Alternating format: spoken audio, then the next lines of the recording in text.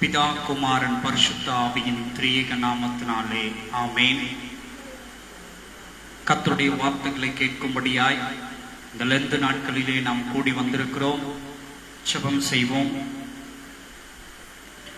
மகிமை உள்ள தேவனை உம்மை நன்றியோடு ஸ்தோத்திரிக்கிற கர்த்தாவே, உம்மை போற்றுகிறோம், உம்மை புகழுகிறோம் தகப்பனே. உடைய சமூகத்துக்கு முன்பதாக எங்களுடைய தகளைகளை நாங்கள் தாழ்த்துகிறோம் சுவாமி. உடைய வார்த்தைகளை கேட்க நாங்கள் ஆவலோடு காத்திருக்கிறோம் ஐயா. நீர் பேசுவீராக. நாங்கள் இங்கு கூடியிருக்கிறவர்கள் உடைய வார்த்தைகளை கேட்டு அதன்படி எங்களுடைய வாழ்க்கையிலே நாங்கள் கடைபிடிக்க தேவ ஆவியானவர் எங்களோடு கூட நீர் இடைபடுவீராக. இயேசுவின் மூலம் கேட்கிறோம் ஜீவனுள்ள நல்ல பிதாவே, ஆமென். கிறிஸ்துவுக்குள் அருமையான தேவனுடைய ஜனமே, ஆண்டவரும் இரட்சகரும் ஆகிய இயேசு கிறிஸ்துவின் இனிதான நாமத்தினாலே உங்கள் யாவருக்கும் என் அன்பின் வாழ்த்துதலை தெரிவித்துக் கொள்கிறேன். அது மாத்திரமல்லாது நேரலையிலே இந்நேரத்திலே எங்களோடு கூட இணைந்து இந்த நேரலை வீடியோவையும் நீங்கள் கண்டு கொண்டிருக்கிறதான உங்கள் யாவருக்கும் கூட என்னுடைய அன்பின் வாழ்த்துதலை தெரிவித்துக் கொள்கிறேன்.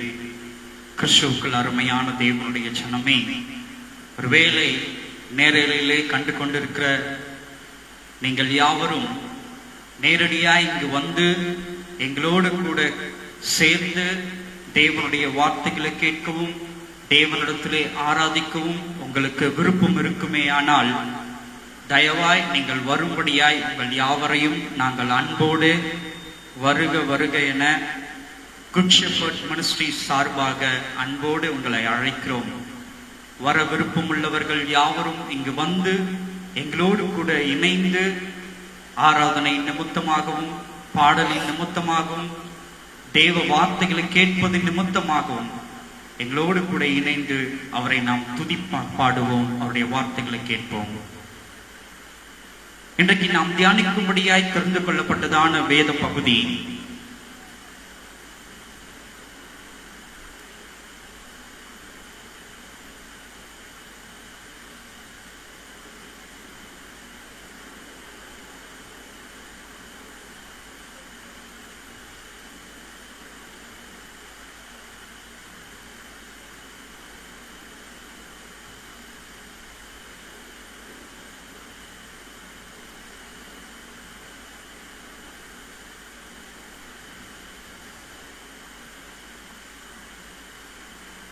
இன்றைக்கு நாம் தியானிக்கும்படியாய் தெரிந்து கொள்ளப்பட்டதான வேத பகுதி பரிசுத்த மார்க் எழுதின சுவிசேஷம் 2ஆம் அதிகாரம் 18ஆம் வசனம். பரிசுத்த மார்க் எழுதின சுவிசேஷம் 2ஆம் அதிகாரம் 18ஆம் வசனம். யோவானுடைய சீஷரும் பரிசேயருடைய சீஷரும் உபவாசம் பண்ணி இருந்தார்கள். அவர்கள் அவரிடத்தில் வந்து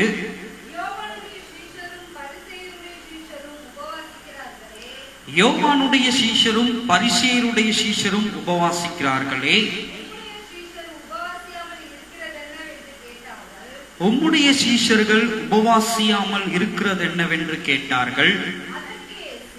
போதும் போதும். கிறிஸ்துவுக்குள் அருமையான தேவனுடைய ஜனமே, நாம் கடந்த வெள்ளிக்கிழமைகளிலே ஒவ்வொரு வெள்ளிக்கிழமையும் உபவாசத்தை குறித்து, உபவாசத்தின் தன்மைகளை குறித்து, உபவாசத்தினால் கிடைக்கப்படுகிறதான நன்மைகள், எதற்காக நாம் உபவாசம் இருக்க வேண்டும், உபவாசம் என்றால் என்ன என்பதை குறித்தெல்லாம் தியானித்துக் கொண்டு வந்திருந்தோம். அப்படிப்பட்டதான தருவாயில் இன்றைய நாளில் கூட நாம் இன்றைக்கு உபவாசத்தினால் பெற்றுக்கொள்ளும் வல்லமை என்கிறதான தலைப்பின் கீழாக நாம் இன்றைக்கு தியானிக்க இருக்கிறோம். கவனிக்கணும். கிறிஸ்துவுக்குள் அருமையான தேவனுடைய ஜனமே, இங்கே ஒரு சம்பவம் நடைபெறுகிறது. அந்த சம்பவம் என்னவென்று நாம் பார்ப்போமானால், இங்கே யோவானுடைய சீஷரும் பரிசேயருடைய சீஷரும் உபவாசித்து தேவனுடைய நாமத்தை தேவனிடத்திலே உபவாசிக்கிறவர்களாய் காணப்படுகிறார்கள். அவர்கள் உபவாசிப்பது மாத்திரமல்லாமல் இயேசுவினுடைய சீஷர்களை பார்க்கிறார்கள். அவர்கள் உபவாசிக்கிறதான அந்த நேரத்திலே இயேசுவினுடைய சீஷர்களை பார்த்தால் இயேசுவினுடைய சீஷர்கள் உபவாசியாமல் இயேசுவோடு கூட இயேசுவானவர் எந்தெந்த இடங்களுக்கெல்லாம் எவ்விதமாக அவர் போகிறாரோ, எப்படியெல்லாம் அவர் செயல்பட்டு கொண்டிருந்தாரோ, அவரோடு கூட தங்களை இணைத்துக் கொண்டவர்களாய், அவரோடு கூட பின் சென்றவர்களாய் இந்த சீஷர்கள் அத்துணை பேர்களும் இருந்தபடியினாலே யோவானுடைய சீஷர்களும் பரிசேயருடைய சீஷர்களும் வந்து இயேசுவினிடத்திலே இவ்விதமாக கேட்கிறவர்களாய் காணப்படுகிறார்கள். அவர்கள் என்னவென்று கேட்கிறார்கள்? இயேசுவே, நாங்கள் உபவாசிக்கிறோமே, ஆனால் உம்முடைய சீஷர்கள் உபவாசியாமல் இருக்கிறது என்ன என்று அங்கே இயேசுவினிடத்திலே ஒரு கேள்வியை வைக்கிறவர்களாய் காணப்படுகிறார்கள். கிறிஸ்துவுக்குள் அருமையான தேவனுடைய ஜனமே, இவ்விதமாக கேள்வி இயேசுவினிடத்திலே வந்த பொழுது அங்கே சொல்லப்பட்டிருக்கிறதான காரியம் காணப்படுகிறது. 19 வாசிங்க. அதற்கு இயேசு, மணவாளன் தங்களோடு இருக்கையில் மணவாளனுடைய தோழர் உபவாசிப்பார்களா? மணவாளன் தங்களுடனே இருக்கும் வரைக்கும் உபவாசிக்க மாட்டார்களே. மணவாளன் அவர்களை விட்டு எடுபடும் நாள் வரும், அந்த நாளிலே உபவாசிப்பார்கள். கிறிஸ்துவுக்குள் அருமையான தேவனுடைய ஜனமே, இந்த யோவானுடைய சீஷனும் பரிசேயருடைய சீஷர்களும் வந்து, ஆண்டவரே, நாங்கள் உபவாசிக்கிறோமே, உம்முடைய சீஷர்கள் ஏன் உபவாசியாமல் இருக்கிறார்கள்? அவர்கள் உபவாசியாமல் இருக்கிறதின் காரணம் என்ன? நாங்கள் அறிந்து கொள்ள வேண்டும் என்படியாய் இயேசுவினிடத்திலே வந்து அவர்கள் கேட்ட மாத்திரத்திலே இயேசுவானவர் இவ்விதமாய் சொல்லுகிறவராய் காணப்படுகிறார். அவர் என்ன சொல்லுகிறார்? மணவாளன் தங்களோடு இருக்கையில் மணவாளனுடைய தோழர்கள் உபவாசிப்பார்களோ? அவர் என்ன சொல்றாரு? மணவாளன் தங்களோடு இருக்கையில் மணவாளனுடைய தோழர் உபவாசிப்பார்களா என்று மீண்டுமாய் யோவானுடைய சீஷர்களையும் பரிசேயருடைய சீஷர்களையும் பார்த்து அவர் கேட்கிறவராய் காணப்படுகிறார். கிறிஸ்துவுக்குள் அருமையான தேவனுடைய ஜனமே, ஒரு காரியத்தை நன்றாய் அறிந்து கொள்ள வேண்டும். இந்த இடத்திலே சொல்லப்பட்டிருக்கிறதான சம்பவம் என்னவாய் காணப்படுகிறது? மணவாளன் தங்களோடு இருக்கையிலே, கவனிக்கணும், மணவாளன் தங்களோடு இருக்கையிலே மணவாளனுடைய தோழர்கள் உபவாசியாமல் அங்கே இருக்கிறதை இயேசுவானவர் சுட்டிக்காட்டுகிறவராய் காணப்படுகிறார்.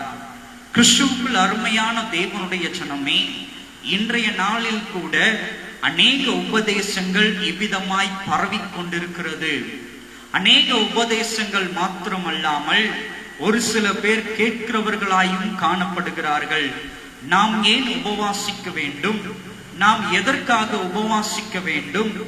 எதற்கு நாம் உபவாசித்தால் தான் மட்டும்தான் தேவனாகிய கர்த்தர் நமக்கு பதில் கொடுப்பாரா? ஏன் உபவாசியாமல் நமக்கு பதில் கொடுக்க மாட்டாரா? அவர்தான் கல்வாரி சிலுவையிலே தன்னுடைய ஜீவனை கொடுத்து நமக்காக விளைக்கரையமாய் தன் ரத்தத்தை கொடுத்து நம்மை மீட்டிருக்கிறாரே. எல்லா துரைத்தனங்களையும், எல்லா போராட்டங்களையும், எல்லா பிரச்சனைகளையும், எல்லாவற்றையும் கல்வாரி சிலுவையிலே சுமந்து தீர்த்தார் என்று சுவிசேஷமாய் அறிவித்துக் கொண்டிருக்கிறார்களே.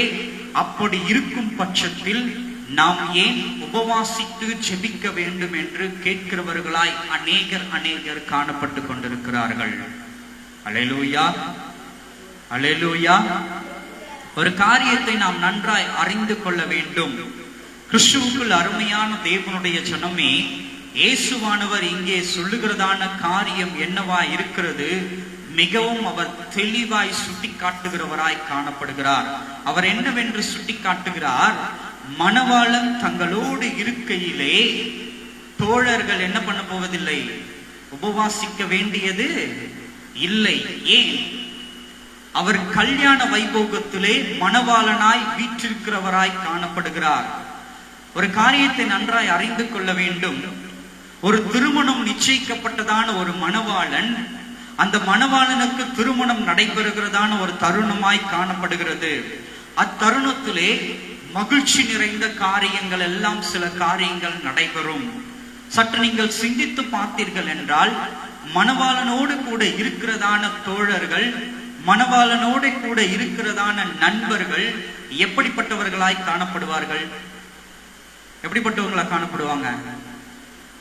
மணவாளன் எந்த அளவுக்கு அந்த திருமணத்தின் நிமித்தமாய் மகிழ்ச்சிக்குள்ளாக்கப்பட்டிருக்கிறாரோ, அதே அளவுக்கு மணவாளனோடு கூட இருக்கிறதான நண்பர்களும் மணவாளனுடைய தோழர்களும் அதே அளவு மகிழ்ச்சிக்குள்ளாக்கப்பட்டவர்களாய், மணவாளனோடு தன் மகிழ்ச்சியை பகிர்ந்து கொள்ளுகிறவர்களாய் தானே காணப்படுவார்கள். அப்படிதானே காணப்படுவாங்க.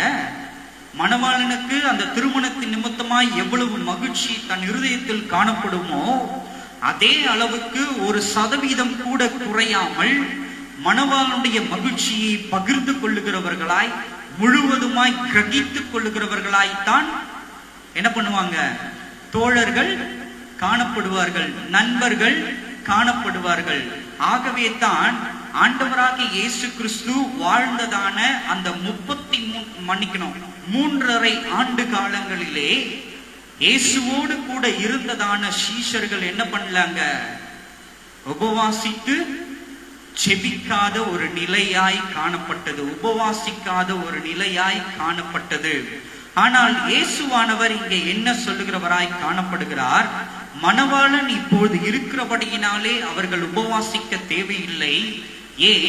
நான் மணவாளனாய் இருக்கிறபடியினாலே மணவாட்டிகளை ஆயத்த பண்ணும்படியாய் இந்த பூமிக்கு வந்திருக்கிறேன். நான் இந்த பூமியை விட்டு கடந்து போகிறதான ஒரு காலம் வரும். இந்த பூமியை விட்டு என் தகப்பனுடைய வீட்டுக்கு பரமேறி செல்லுகிறதான ஒரு நேரம் வரும். அந்நேரத்திலே இவர்கள் என்ன பண்ண வேண்டும்? உபவாசித்து ஜெபிப்பார்கள் என்று அவர்களுக்கு உத்தரவு சொல்லுகிறவராய் காணப்படுகிறார். யாருக்கு? யோவானுடைய சீஷருக்கும் பரிசேயருடைய சீஷர்களுக்கும் இவர் மறு உத்தரவு பதில் சொல்லுகிறவராய் காணப்படுகிறார். அல்லேலூயா, அல்லேலூயா. இதிலிருந்து நாம் ஒரு காரியத்தை நாம் அறிந்து கொள்ள வேண்டும்.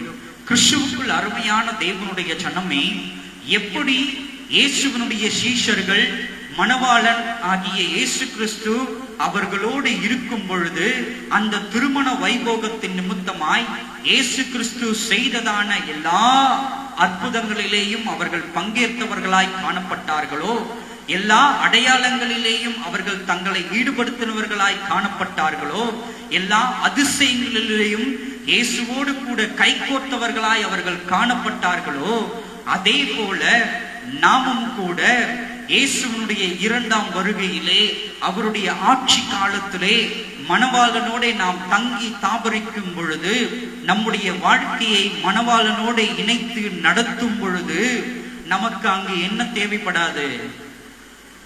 என்ன தேவைப்படாது? உபவாசம் தேவைப்படாது. ஏற்கனவே நான் முன்னாடி சொல்லியிருக்கிறேன். உபவாசம் என்றால் என்ன? தேவ சமூகத்தில் காத்திருப்பதுதான் உபவாசம். உண்ணாமல் இருப்பது உபவாசம் அல்ல. தேவ சமூகத்தில் காத்திருந்து உண்ணாமல் இருப்பதுதான் உண்மையான உபவாசம் என்று நாம் சில நாட்களுக்கு முன்பதாய் பார்த்தோம். ஆகவே தான் கிறிஸ்துவுக்குள் அருமையான தேவனுடைய ஜனமே, நாம் இன்றைய காலகட்டத்திலே உபவாசம் நமக்கு வேண்டியதாய் காணப்படுகிறது. உபவாசம் தேவைப்படுகிற ஒன்றாய் காணப்படுகிறது. எதற்கு? உபவாசத்தின் நிமித்தமாய் நாம் பெற்றுக்கொள்ள தகுதியில்லாத சில வல்லமைகளையும், சில அபிஷேகங்களையும், சில காரியங்களையும் தேவ சமூகத்திலிருந்து நாம் பெற்றுக்கொள்வதற்கு அந்த உபவாசம் நம்மை தயார்படுத்துவதற்கு ஏதுவாக காணப்படும். அல்லேலூயா. புரியுதா உங்களுக்கு? எப்படி இயேசுவுடைய சீஷர்கள் இயேசு இருந்த பொழுது அவர்களுடைய உபவாசம் அங்கு தேவைப்படாத நிலையாய் காணப்பட்டதோ, அதே போல மணவாளனுடைய அரசாட்சியின் போது, 1000 வருடதான அரசாட்சியின் பொழுது ஒருவேளை நமக்கு உபவாசம் நமக்கு தேவைப்படாத நிலையாய் காணப்படும். ஆனால் இப்பொழுது உபவாசம் நமக்கு தேவைப்படுகிற ஒரு காரியமாய் காணப்படுகிறது. ஏன் அது தேவைப்படுகிறதாய் காணப்படுகிறது? எடுத்து வாசிப்போம். மத்தேயுக்கு எழுதின சுவிசேஷம் 17ஆம் அதிகாரம் 17ஆம் வசனம். மத்தேயு 17:17. ஒரு நிமிஷம் படிங்க. இயேசு பிரதியுத்தரமாக, விசுவாசம் இல்லாத மாறுபாடுள்ள சந்ததியே, எதுவரைக்கும் நான் உங்களோடு இருப்பேன்? எதுவரைக்கும் உங்களிடத்தில் பொறுமையாய் இருப்பேன்?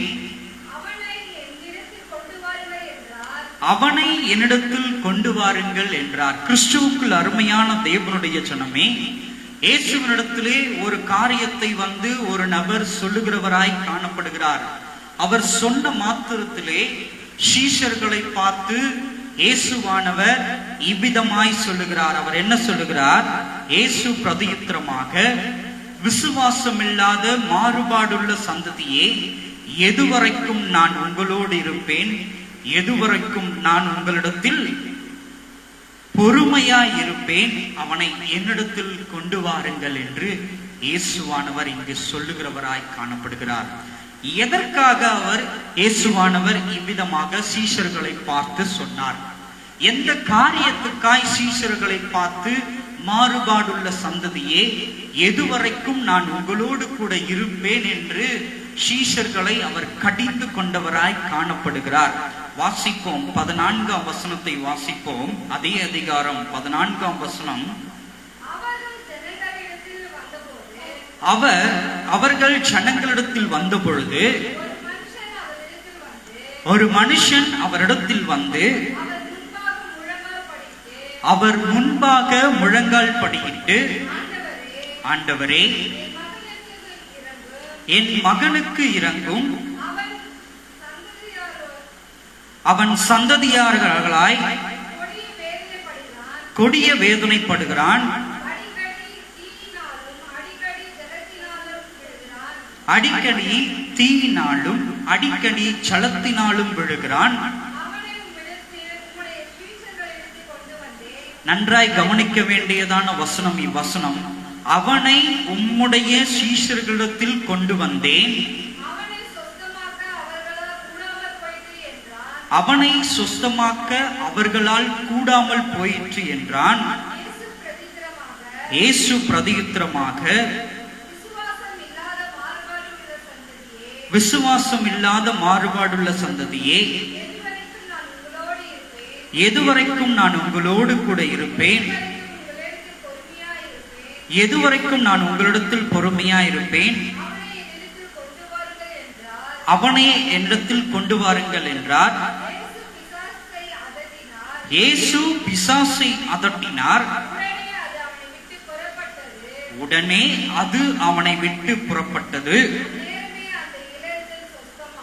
அந்நேரமே அந்த இளைஞன் சுஸ்தமானான். 21 படிங்க.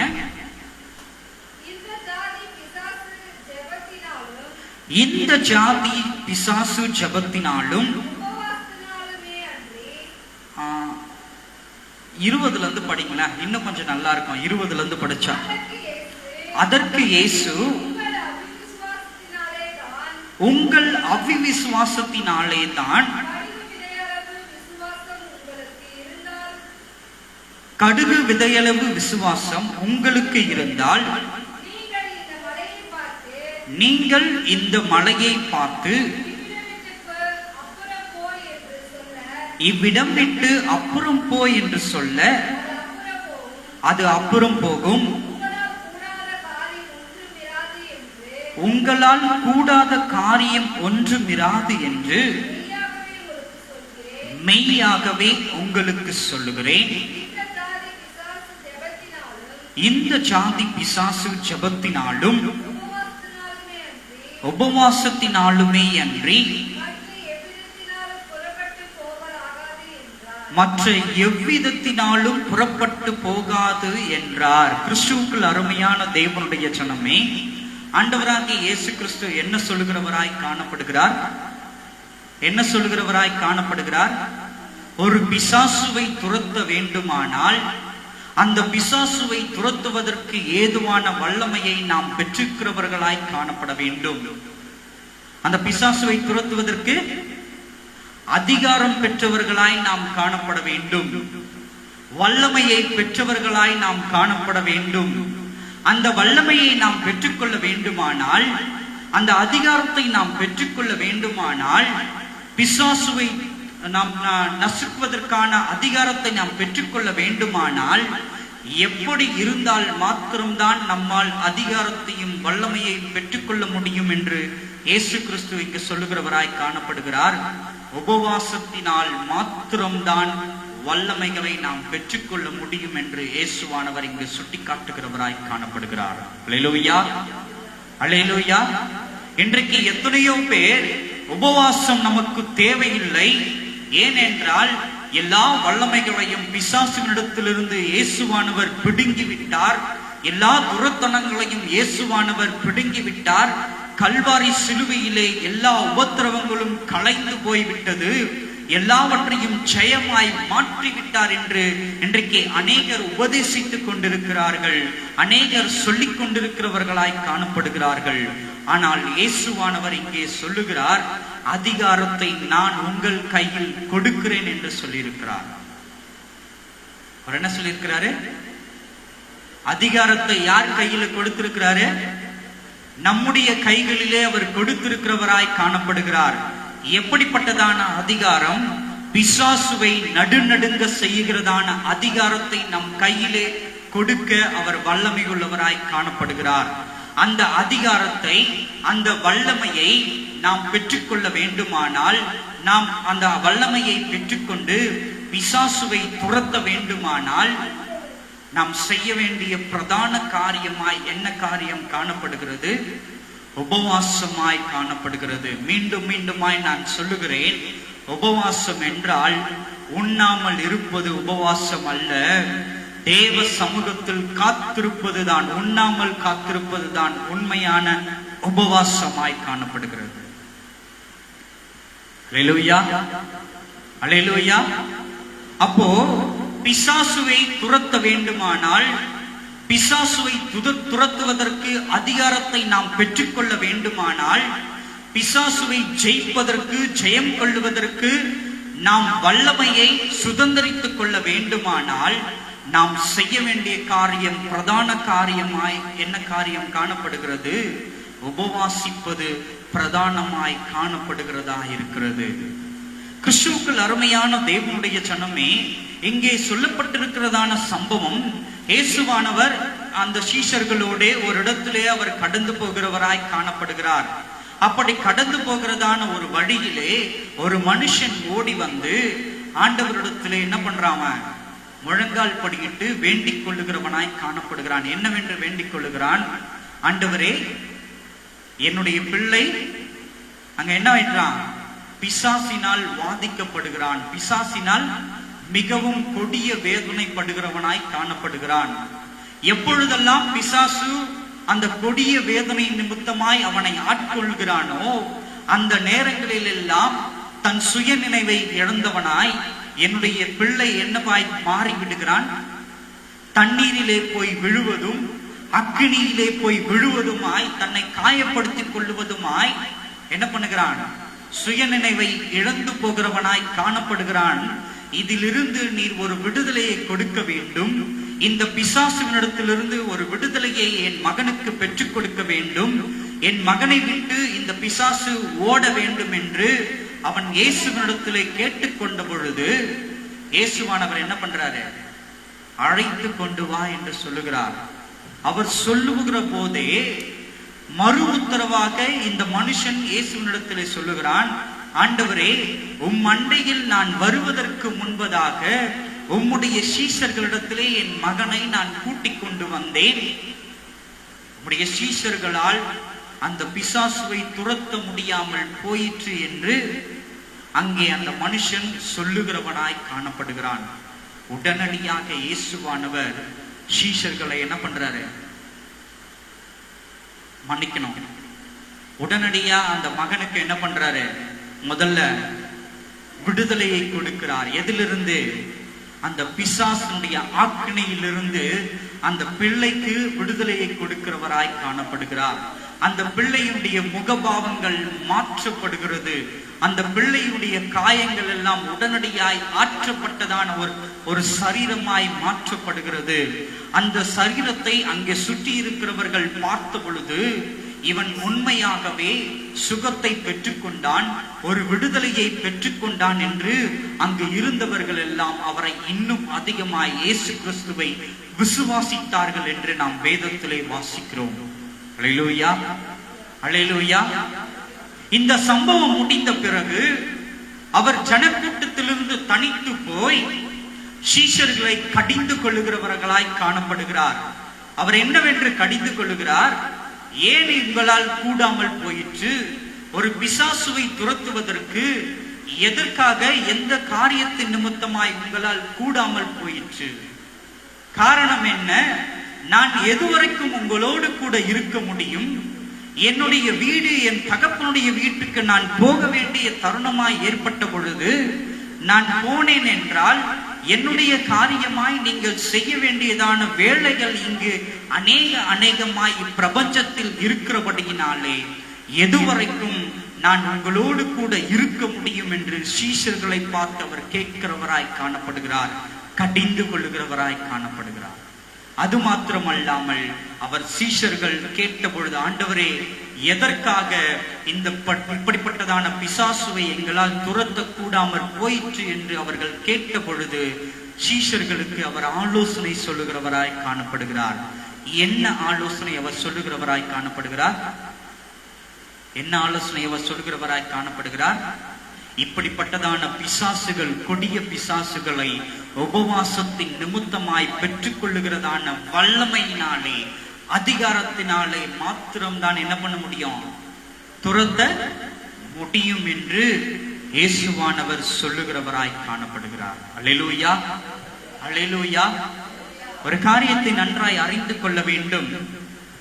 எல்லாவற்றையும் ஜெயித்திருக்கிறார் அவர். எல்லாவற்றுக்கும் அதிபதியாய் அவர் காணப்படுகிறார். இந்த பிசாசுவை துரத்துவதற்கு நமக்கு அவர் அதிகாரம் கையளிக்கப்பட்டிருக்கிறது.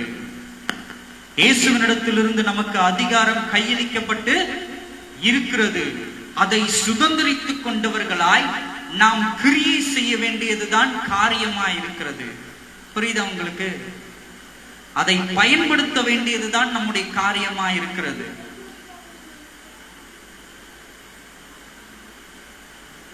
புரியுதுங்களா? ஒண்ணும் இல்ல, ஒரு சின்ன உதாரணத்தை சொன்னா உங்களுக்கு புரியும் என்று நான் விருப்பப்படுகிறவனாய் காணப்படுகிறேன். சிறு வயதிலே உங்களைப் போல நான் செய்தி கேட்டுக் கொண்டிருந்த பொழுது ஒரு உபதேசியார் சொன்னது இந்த நேரத்திலே பரிசுத்த ஆவியானவர் நிமித்தமாய் எனக்கு ஞாபகப்படுத்தப்பட்டபடியினாலே அதை நான் உங்களிடத்திலே பகிர்ந்து கொள்ள ஆசைப்படுகிறவனாய் காணப்படுகிறேன். கிறிஸ்துவுக்குள் அருமையான தேவனுடைய ஜனமே, ஒரு சிறிய பையன் என்ன செய்தானான்? ஒரு தூர தேசத்துக்கு பிரயாணப்படும்படியாய் அவன் கப்பலில் ஏறி அந்த நாட்டுக்கு செல்வதற்கு, கப்பலில் பயணம் பண்ணுவதற்காக பயணச்சீட்டை பெற்றுக்கொண்டு அவன் கப்பலிலே ஏறி பயணத்தை தொங்கினவனாய் காணப்பட்டானான். நன்றாய் கவனிக்க வேண்டும். இங்கே ஒரு சின்ன பையன் என்ன பண்ணான்? ஒரு தேசத்துக்கு, பக்கத்து தேசத்துக்கு போறதுக்கு, கப்பல்ல பயணம் பண்றதுக்கு பயணச்சீட்டு வாங்கி கப்பலில் ஏறி அமர்ந்து கொண்டவனாய் காணப்பட்டான். எதற்கு?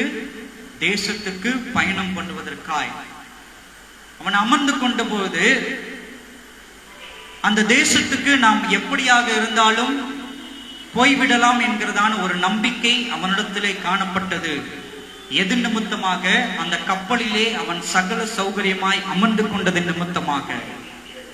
ஆனால் இந்த சிறு பையன் ஏறின நாள் முதற்கொண்டு அந்த தேசத்தில் போய் அவன் சென்றடைய வேண்டுமானால் ஏறக்குறைய 10 நாட்கள் ஆகும். 10 நாட்கள் பிரயாண தூரத்திலே, பயணம் பண்ணுகிறதான தூரத்திலே அந்த பட்டணம் இருக்கிறது. அப்ப இந்த 10 நாளும் அவனுக்கு உட்கொள்ளுவதற்கு என்ன தேவை? உணவு தேவைப்படுகிறதான ஒரு காரியமாய் இருக்கிறது. கிறிஸ்துவுக்குள் அருமையான தேவனுடைய ஜனமே, இந்த பையனிடத்திலே, இந்த தம்பியினிடத்திலே என்ன கிடையாது? உணவு வாங்கி சாப்பிடுவதற்கு தேவையான பணம் அவனிடத்திலே இல்லாத நிலையாய் காணப்பட்டது. ஒரு நபர் அவன் வர வேண்டி பயணச்சீட்டை அனுப்புதினது நிமித்தமாய் அந்த பயணச்சீட்டை அவன் பெற்றுக்கொண்டு அந்த பயணத்தை அவன் துவங்கினவனாய் காணப்பட்டான். நன்றாய் அறிந்து கொள்ள வேண்டும், அந்த கப்பலில் இருக்கிறதான அத்தனை பேரும் சென்று அந்த கப்பலில் இருக்கிறதான, அந்த கப்பலில் கொடுக்கிறதான உணவை வாங்கி சாப்பிடுகிறவர்களாய் காணப்படுகிறார்கள். ஆனால் இந்த தம்பி மாத்திரம் அந்த கப்பலிலே எந்த உணவையும் சாப்பிடாமல் அந்த 10 நாட்களும் அவன் உணவு சாப்பிடாதவனாய் தன் பயணங்களை என்ன பண்றான்? முடித்து கடைசி 10வது நாளிலே அவன் இறங்கின பொழுது அவன் உடல் மெலிந்தவனாய் அவன் இறங்குகிறான். அவன் பயணத்தை உடல் மெலிந்தவனாய் முடிக்கிறவனாய் காணப்படுகிறான். அவனை அழைத்த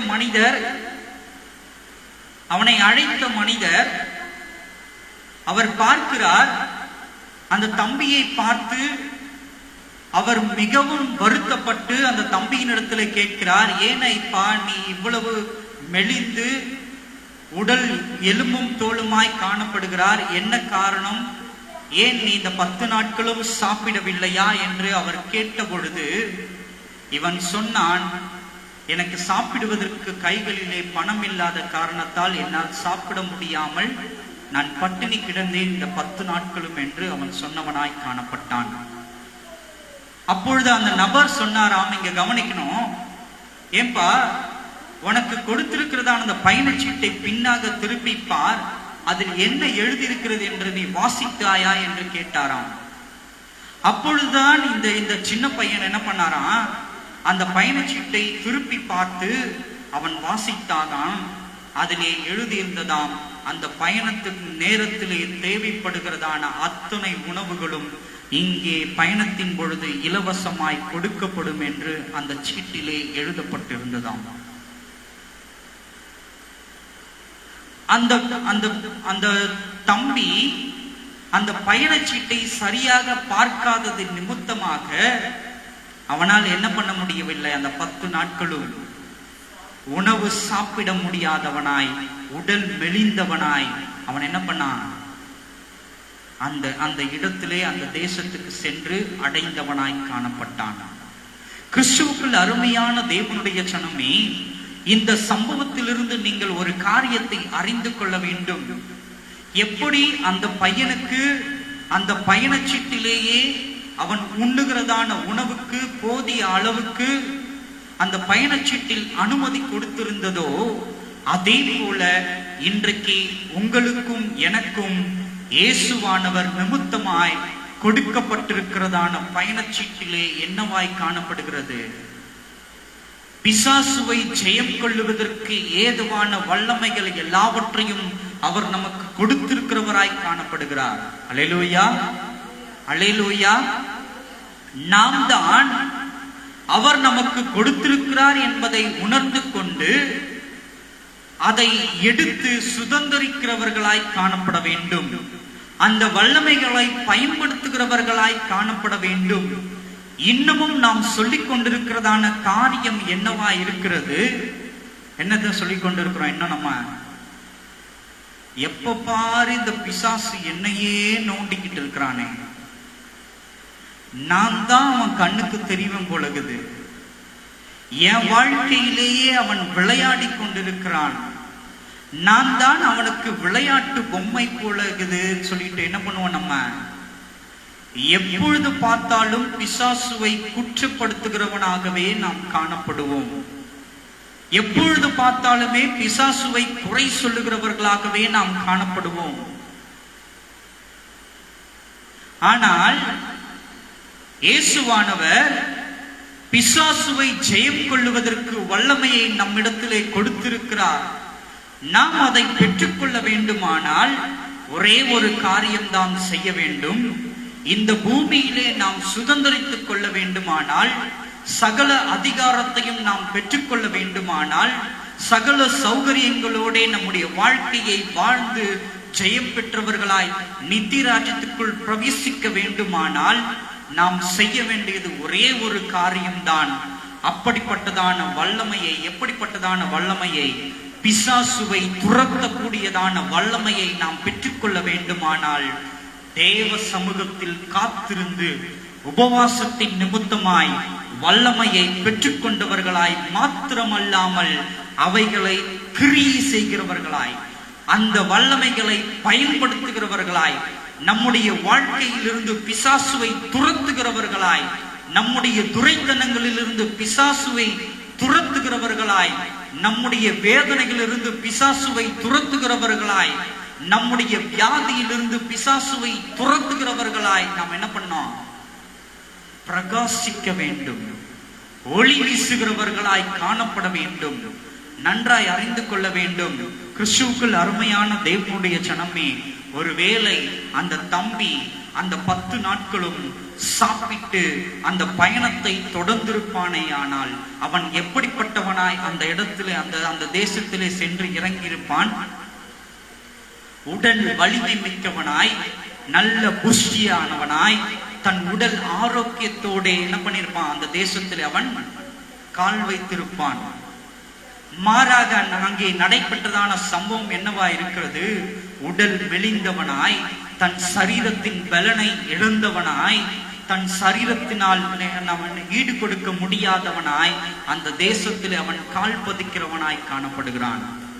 ஒரு காரியத்தை நன்றாய் அறிந்து கொள்ள வேண்டும்.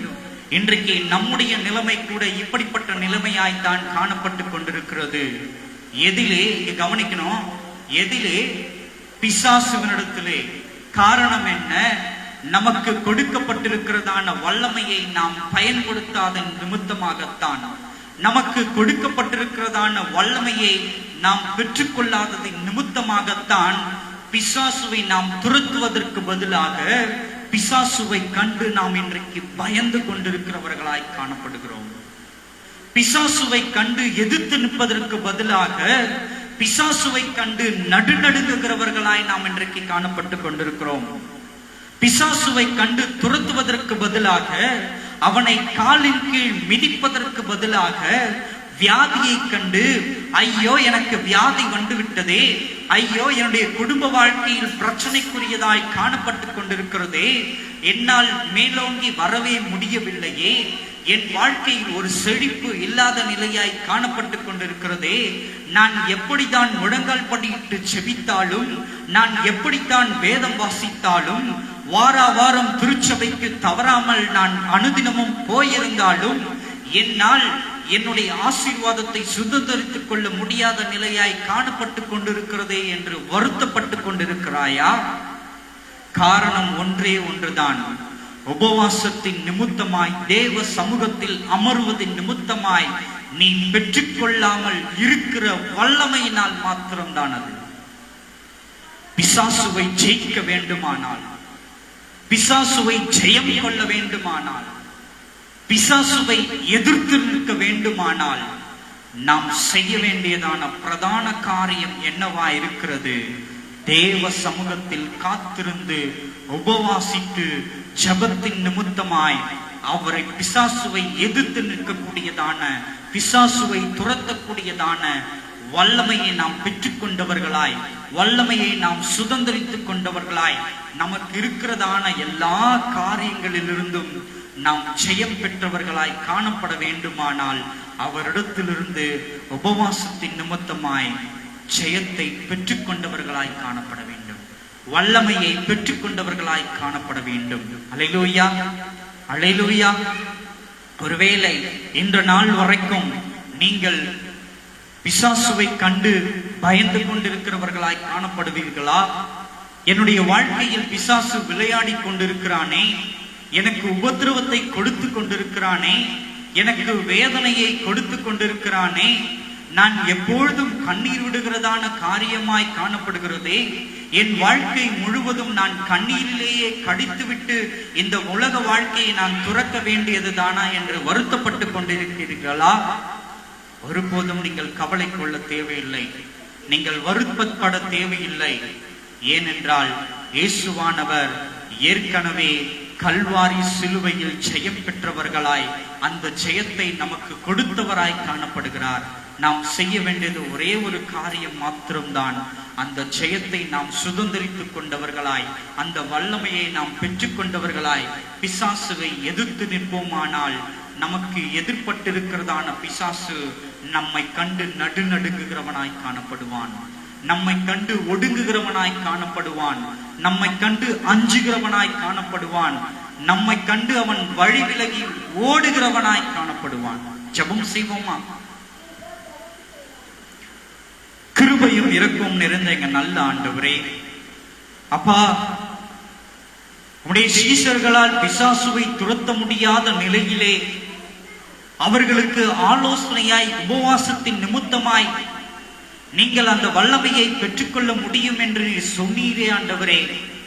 அவர்கள் அதை கேட்ட பொழுது, அப்பா, நீர் இந்த பிரபஞ்சத்தை விட்டு கடந்து போன நாட்களிலே, பரமேறி போன நாட்களிலே அவர்கள் உபவாசித்தவர்களாய், அப்பா, அந்த மேல் வீட்டறையிலே அந்த வல்லமையை பெற்றுக்கொண்டவர்களாய் எப்படி இந்த உலகத்தை அவர்கள் சுற்றி வந்தார்களோ, அவர்களை காண்கிற ஜனங்கள் அத்தனை பேர்களும் இதோ உலகத்தை கலக்குகிறவர்கள் வந்துவிட்டார்கள் என்று உம்முடைய சீஷர்களை பார்த்து அஞ்சினார்களோ, நடுநடுங்கினார்களோ, அதே போல சுவாமி, உம்முடைய வல்லமையை பெற்றுக்கொண்டவர்களாய், உம்முடைய வல்லமைகளை நாங்கள் உபவாசத்தின் நிமித்தமாய் சுதந்திரித்துக் கொண்டவர்களாய் நாங்கள் ஒளி வீச நீர் கிருபை அருளச் செய்வீராக.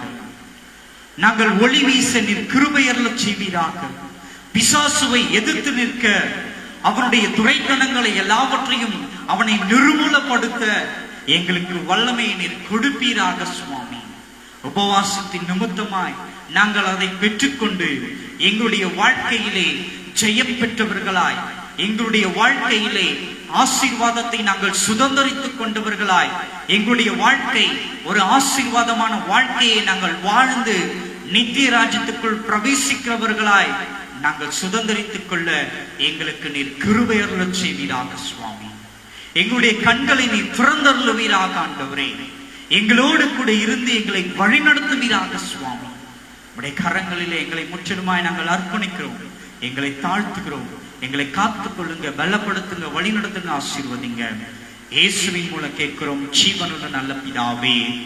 ஆமென், ஆமென்.